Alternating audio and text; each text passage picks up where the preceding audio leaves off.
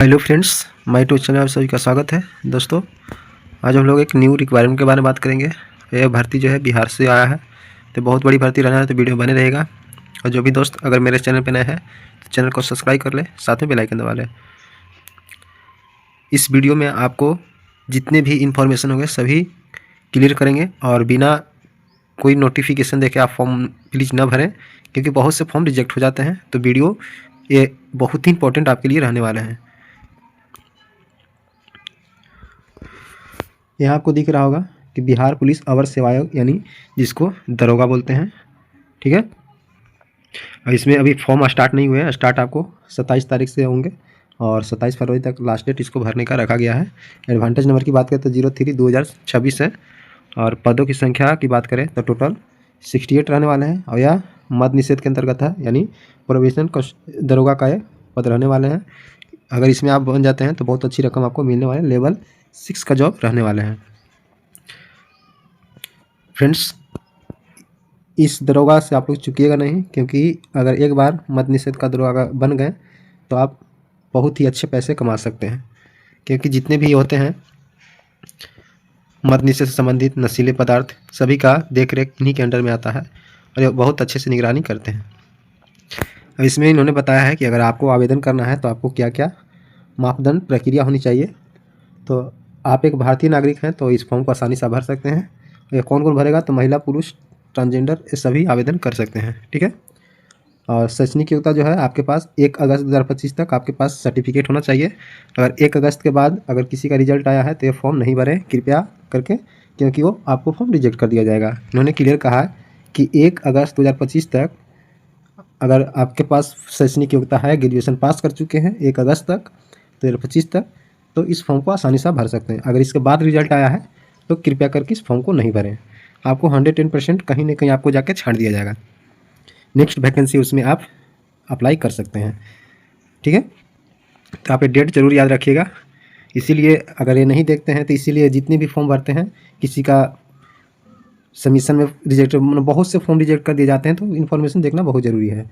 उम्र सीमा की बात करें तो जिनका 1 अगस्त 2025 तक अगर 18 वर्ष हो चुका है तभी ये फॉर्म को भर सकते हैं, ठीक है। एक दिन भी शेष बचा हुआ है तो इस फॉर्म को आप नहीं भरें, ठीक है। और आपकी जो उम्र जो है मैट्रिक के प्रमाण पत्र सर्टिफिकेट होते हैं उसके आधार पर आपको काउंट किए जाएंगे, और आपको न्यूनतम आयु जो है 20 वर्ष होनी चाहिए और अधिकतम जो है 37 वर्ष होनी चाहिए। ये सभी के लिए है, जनरल कैटेगरी के लिए, और इसमें से महिलाओं के लिए न्यूनतम 20 वर्ष और अधिकतम 40 वर्ष, ठीक है, क्योंकि जनरल वालों के लिए है। और साथ में कैटेगरी वाइज हैं तो SC ST के लिए आपको 5 साल के छूट दिए जाएंगे, और OBC के लिए 3 साल के लिए छूट दिए जाएंगे। तो कहने का माने है कि इनका कहना है कि जनरल अगर आप 20 वर्ष से 37 वर्ष तक मेल कैटेगरी के हैं कैंडिडेट तो इस फॉर्म को आसानी से भर सकते हैं, और अगर महिला है तो 20 वर्ष से 40 वर्ष तक के महिला हैं, जनरल कैटेगरी के अंतर्गत आते हैं, तो आसानी से फॉर्म को भर सकते हैं, ठीक है। बाकी जो SC ST वाले हैं उनको यहाँ पे 20 से 42 वर्ष चाहिए, यानी अगर SC ST हैं, SC ST के कैंडिडेट हैं तो उनको 20 से 42 साल तक के कोई भी SC ST कैंडिडेट हैं तो आसानी से फॉर्म भर सकते हैं। साथ में OBC हैं तो वो 40 साल के हैं तो इस फॉर्म को भर सकते हैं। और वेतनमान जो है आपको बता दिए कि लेवल 6 का रहने वाला है, लेवल 6 का जॉब रहने वाला है, अच्छे खासे वेतनमान आपको मिलने वाले हैं। और इन्होंने बोला है यहाँ भी कि SC ST वाले के जितने भी हैं उनको 5 वर्ष का छूट दिया जाएगा, और OBC वालों के लिए 3 साल का छूट इन्होंने देने के लिए इन्होंने फिर बताया है कि अभ्यर्थी की शारीरिक मापदंड कैसे होनी चाहिए। तो ऊंचाई, सीना, वजन के लिए कोई अंक नहीं दिया जाएगा, यानी क्वालिफाई नेचर का है, परंतु विहित आहर्त पूरी नहीं करने पर अभ्यर्थी को, यानी जो ऊंचाई मांगा है, सीना मांगा है, वजन मांगा है, अगर यह चीज़ आप नहीं पूरी कर पाते हैं तो आपको आयोग घोषित कर दिया जाएगा, ठीक है। अब इन्होंने बताया कि ऊंचाई आपको हाइट कितनी चाहिए, तो जनरल के लिए 165 सेंटीमीटर हाइट चाहिए, और अनुसूचित जाति, अनुसूचित जनजाति के लिए 160 सेंटीमीटर, अत्यंत पिछड़ा के लिए भी, ठीक है। और सभी वर्ग के महिलाएं मैंने कहने का मैंने कोई भी महिला हो, SC ST जनरल कोई भी कैटेगरी के हो, उनको 155 हाइट चाहिए, ठीक है। तो 155 अगर किसी भी महिला का हाइट है तो आसानी से फॉर्म को भर सकते हैं। बाकी सीना जो है पुरुष के लिए सिर्फ रहता है, तो सीना जो है सिर्फ पुरुष के लिए है। इसमें बिना फुलाए 81 होना चाहिए और फुलाए हुए 86 सेंटीमीटर चाहिए। ये किन किन के लिए है, तो जनरल वालों के लिए है, जनरल पुरुष के लिए है, वर्ग अत्यंत पिछड़ा वर्ग के लिए है, पुरुष के लिए है, और बाकी अनुसूचित जाति और अनुसूचित जनजाति के लिए 79 सेंटीमीटर रखा गया है और आपको 84 सेंटीमीटर फुला के रखा गया है। ठीक है, इन्होंने बोला है कि अगर आप 5 सेंटीमीटर एक्सपेंड नहीं करते हैं, फुला नहीं पाते हैं, तो आप डिस्क्वालीफाई हो जाएंगे। ठीक है, और महिलाओं के लिए कोई सीना माप नहीं किया जाएगा, यानी उन लोग के चेस्ट की ज़रूरत नहीं होती है। वजन जो है महिलाओं के लिए न्यूनतम है। आप कितना बोलेंगे कि क्या पुरुष के लिए भी न्यूनतम वेट रखा गया? तो नहीं फ्रेंड्स, पुरुष के लिए कोई वेट नहीं है, नो लिमिट। अगर आप 30 kg के भी हैं पुरुष, फिर भी आप इस फॉर्म को भर सकते हैं। लेकिन महिलाओं के लिए 48 kg न्यूनतम एज यानी वेट होना चाहिए। अगर इससे कम वेट है तो आप इस फॉर्म को कृपया करके नहीं भरें, क्योंकि आपको वेट में छांट दिया जाएगा। ठीक है, तो 48 kg महिलाएं के लिए बहुत ही इंपॉर्टेंट है, लेकिन पुरुष वाले के लिए कोई वेट की ज़रूरत नहीं है। आपको जो है सिलेक्शन कैसे होंगे? तो आपको सिलेक्शन जो है लिखित प्रतियोगिता परीक्षा के आधार पे होंगे और ओमर बेस्ड होंगे। 100 नंबर का क्वेश्चन होंगे, यानी 100 मार्क्स का पेपर होंगे, 2 घंटे का समय होंगे। प्रत्येक क्वेश्चन के लिए 2 मार्क्स दिए जाएंगे। ठीक है, और 0.2 निगेटिव काट लिए जाएंगे। इसके बाद आपको प्रथम चरण जो है 100 संख्या, कुल प्रश्नों की संख्या, प्रत्येक प्रश्न जो है 2 अंकों का होगा और 2 घंटे का आपको समय दिया जाएगा। इसमें पास होने के लिए आपको 30% मार्क्स लाना अनिवार्य है। तो ऐसा नहीं है, अगर उसमें आप 20 गुना, कहने का माने है कि अगर टोटल अगर 500 सीट है तो इसका 20 गुना आप कर लीजिए, जितने भी होंगे, क्योंकि एक सीट पर 20 लड़कों को क्वालिफाई पीटी में किया जाता है और मेंस में जाके 11 गुना। यहाँ इन्होंने बताया है कि प्रत्येक सीट के लिए 20 गुना रिजल्ट सफल घोषित किए जाएंगे। ठीक है, और द्वितीय चरण में आपको जो क्या होंगे, तो मुख्य परीक्षा जिसको मेंस बोलते हैं। मेंस में आपको इसमें भी 200 अंकों का पेपर होगा, जिसमें 2 घंटे समय दिया जाएगा और 100 प्रश्न दिए जाएंगे, इसमें 30 अंक जो है इसमें भी न्यूनतम पास घोषित किया जाएगा। ठीक है, और सब अलग अलग पेपर होते हैं, सभी का अलग अलग। इन्होंने बताया है कि 0.2 अंक काट लिए जाएंगे अगर गलत होते हैं तो। और इन्होंने बताया पहले क्या होता था कि पीटी में निगेटिव रहता था, मेंस में निगेटिव नहीं रहता था, लेकिन अब पीटी मेंस में इन्होंने बोला है कि दोनों चरणों में, यानी पीटी मेंस में दोनों में अगर आप गलत उत्तर करते हैं तो 0.2 अंक काट लिए जाएंगे, क्योंकि इन्होंने बता दिया है। और मुख्य परीक्षा में यानी मेंस में इन्होंने बोला कि हम सिर्फ 6 गुना क्वालिफाई करेंगे। तो पीटी में इन्होंने बोला कि हम 20 गुना लड़कों को बुलाएंगे, यानी एक सीट पर 20 लड़कों को बुलाएंगे। और जब मेंस आ जाएगा, यानी पीटी में जो क्वालिफाई, तो मेंस में सिर्फ 6 गुना लड़कों को बुलाया जाएगा। तृतीय चरण आपको क्या रहने वाले हैं, तो इसमें आपको रनिंग 1600 मीटर की रनिंग करना है और आपके पास 6.5 मिनट समय दिया गया है।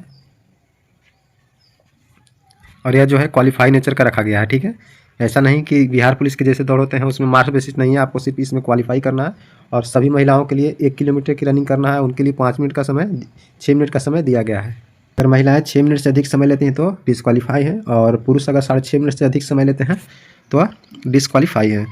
हाई जंप की बात करें तो 4 फीट न्यूनतम पुरुष के लिए है, और इसमें आपको कोई गदा नहीं दिया जाएगा, जैसे बिहार पुलिस में गदा दिया जाता है, तो इसमें आपको गदा नहीं मिलेंगे। ठीक है, और अगर 4 फीट से कम कूदते हैं तो आपको असफल घोषित किया जाता है। ठीक उसी तरह से महिलाओं के लिए 3 फीट रखा गया है, अगर 3 फीट से भी कम कूदते हैं तो आपको असफल घोषित कर दिया जाता है। ठीक है, तो बहुत ही अच्छी है, कर सकते हैं। लंबी कूद की बात करें तो पुरुष के लिए 12 फीट है और इसमें महिलाओं के लिए 9 फीट रखा गया है। अगर 12 फीट से कम पुरुष कूदते हैं तो डिस्क्वालीफाई है, और महिलाएं अगर 9 फीट से कम कूदती हैं तो वो भी डिस्क्वालीफाई है।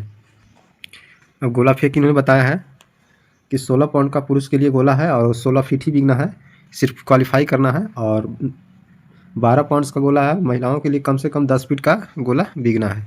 अगर 10 फीट से कम बिकती हैं तो वह डिस्क्वालीफाई हो जाएंगी। ठीक है, लेकिन इन्होंने बताया है कि नियत समय पुरुष के लिए 6 मिनट 30 सेकंड और महिलाओं के लिए 6 मिनट में दौड़ पूरी करने वाले अभ्यर्थियों को ऊंची कूद, लंबी कूद और गोला फेंक में पार्टिसिपेट किया जाएगा। इन्होंने इस कहने का माने है कि जो भी कैंडिडेट अगर रनिंग पास कर ली है, ठीक है, तभी उनको, अभ्यर्थी को ऊंची कूद में और लंबी कूद में, गोला फेंकने में, ये सभी स्पर्धाओं में उनको पार्टिसिपेट के लिए बुलाया जाएगा।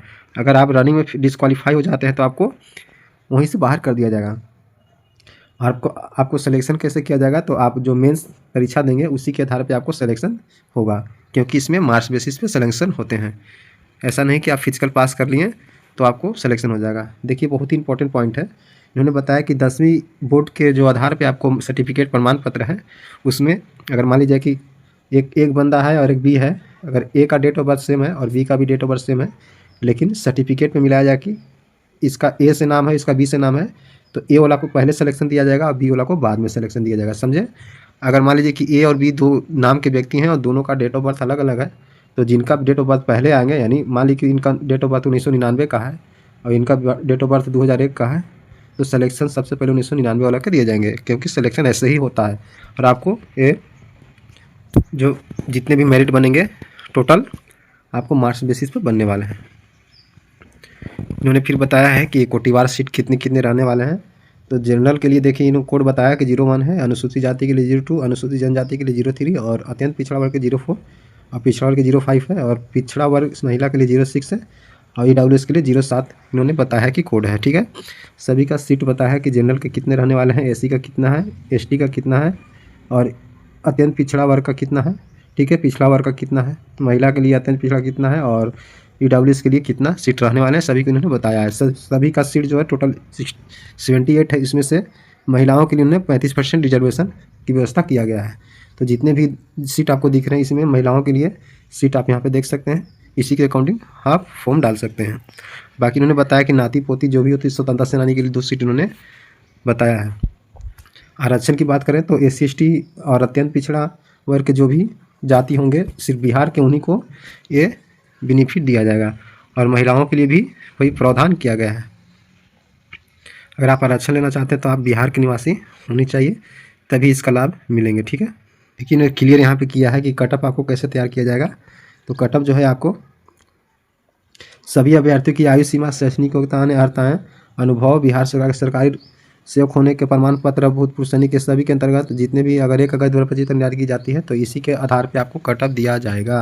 ये बताया कि उनका आयु, शैक्षणिक योग्यता, नाम, ये सभी के आधार पे उनको कटअप बनाया जाएगा, ठीक है। सभी कैटेगरी का अलग अलग आपको कटअप मिलेंगे, ठीक है। आवेदन फॉर्म भरने के लिए आपको ऑनलाइन माध्यम से ही भरना होगा और आपको 27 तारीख से यानी 27 जनवरी से आपको स्टार्ट होने वाले हैं फॉर्म। तो आप इस फॉर्म को ज़रूर भरिए और एक दरोगा का रुतबा अगर रखते हैं तो आप आसानी से इसमें जॉब पा सकते हैं अच्छे तैयारी करके। फ्रेंड्स, उम्मीद करते हैं कि सभी जानकारी अच्छा लगा होगा। अगर वीडियो अच्छा लगे तो ज़्यादा से ज़्यादा मेरे चैनल को सपोर्ट कीजिएगा और वीडियो को लाइक एंड शेयर जरूर कीजिएगा, ठीक है दोस्तों। मिलते हैं नेक्स्ट वीडियो में, बहुत बहुत धन्यवाद।